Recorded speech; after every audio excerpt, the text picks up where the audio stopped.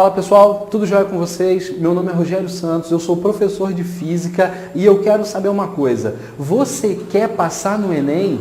Você quer ser aprovado ou aprovada nos principais vestibulares do país? Então fica aqui comigo até o final desse vídeo porque você vai aprender Física.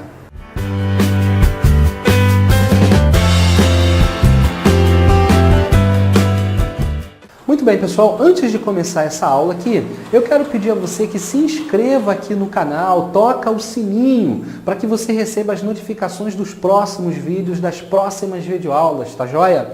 Bom, nessa aula aqui, eu quero mostrar para vocês qual é a diferença entre uma função e uma equação, tá? Porque no decorrer das próximas aulas, nós vamos continuar estudando o movimento, então vai ser importante a gente conseguir diferenciar uma coisa da outra, ou seja, funções de equações, tá bom?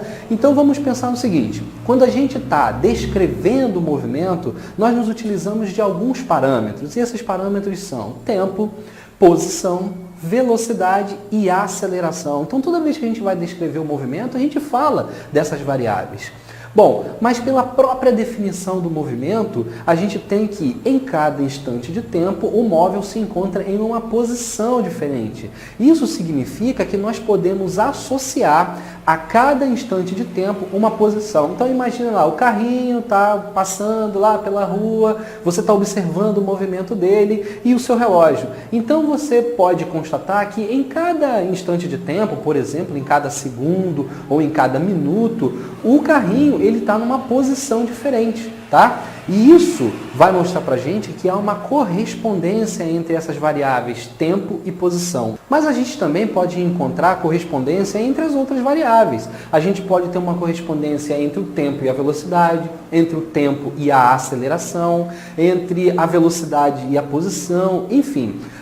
O objetivo nosso de entender aqui é o seguinte, toda vez que há a possibilidade da gente fazer essa correspondência, há a possibilidade também da gente ter uma função, tá bom? Para vocês entenderem melhor e saber diferenciar funções de equações, também sugiro a vocês que deem uma olhada no livro de matemática, no capítulo sobre funções, para vocês entenderem melhor sobre isso e agregar mais informação a esta aula de física, tá bom? Então nós vamos falar aqui, ó, de funções e equações. Pessoal, nesses termos que eu tenho comentado com vocês, eu vou colocar aqui no quadro um exemplo de uma função. Muito bem, pessoal, a gente pode observar aqui que eu coloquei uma função. Eu quero dizer que essa letra S significa posição, e essa letra T significa tempo.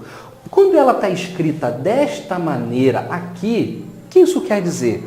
Que para cada instante de tempo eu terei uma posição diferente, tá bom? Então olha só, quando o instante de tempo for 0, então a posição vai assumir um determinado valor.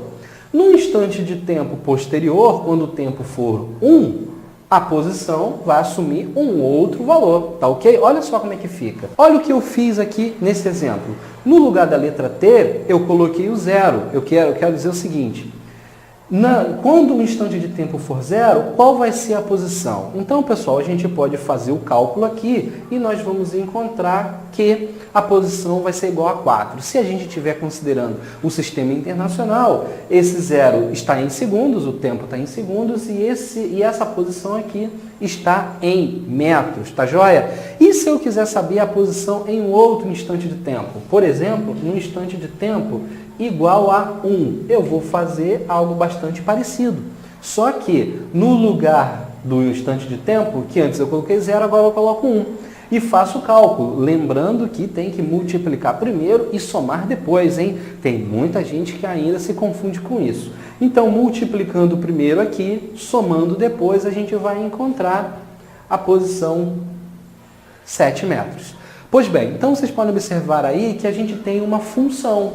A gente tem a correspondência entre os instantes de tempo e as posições, tá? Ou seja, entre a variável t e a variável s. Outra coisa que é importante vocês notarem, numa função a gente vai ter infinitos pares de variáveis que atendem a ela. Então aqui, ó, quantos pares t, s eu tenho para satisfazer isso daqui? Infinitos, né?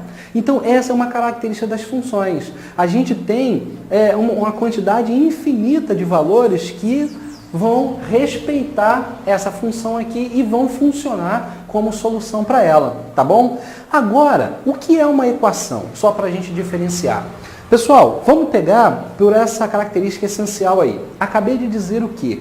Que toda função tem um conjunto infinito de valores que servem nela, que funcionam como solução para ela. Uma equação, não. A equação, ela se diferencia justamente pelo fato de ter um conjunto limitado de respostas. Quando a gente tem uma equação, significa que nós não temos infinitas possibilidades de satisfazê-la, tá ok? Olha só, aqui, quer ver como que uma função se transforma em uma equação? A partir do momento que eu substituo uma das variáveis, eu vou ter uma equação. Veja bem, olha, quando aqui eu coloquei, no lugar do instante de tempo, eu coloquei o zero, eu passei a ter uma equação. Por quê? Quando o tempo for zero, só há uma possibilidade de resposta, para o S, né? Que no caso aqui deu 4. Aqui, eu substituí, no lugar do tempo, eu coloquei 1. A partir desse momento, eu obtive uma equação. Por quê? A única solução para isso daqui é o valor 7, tá? Então, repetindo, função é uma correspondência entre valores de dois conjuntos. No caso aqui, entre o conjunto tempo e o conjunto das posições S, tá? E aí a gente vai ter infinitas possibilidades de inserção de dados ali na função. E uma equação, ela tem já uma gama de respostas bastante restrita, tá? Que aí eu vou ter menos possibilidades de substituir aqui na equação e encontrar uma resposta, tá bom? Pessoal, conhecer as funções é muito importante, porque nos conteúdos seguintes que a gente vai estar abordando aqui, a gente vai considerar as funções horárias, tá? No movimento retilíneo uniforme, no movimento uniformemente variado, enfim, daqui para frente a gente vai estar lidando com bastantes funções, tá? Então, pessoal, é isso aí. Se tiveram alguma dúvida, deixa aqui nos comentários que eu vou procurar responder para vocês, tá joia? E se você ainda não se inscreveu no canal, aproveita, se inscreva no canal para você receber a notificação das próximas aulas, tá joia? Ah, muito importante também a gente aprender funções, porque elas vão nos ajudar nos gráficos que a gente vai estudar logo em seguida, tá joia? Um forte abraço para vocês e até a próxima aula.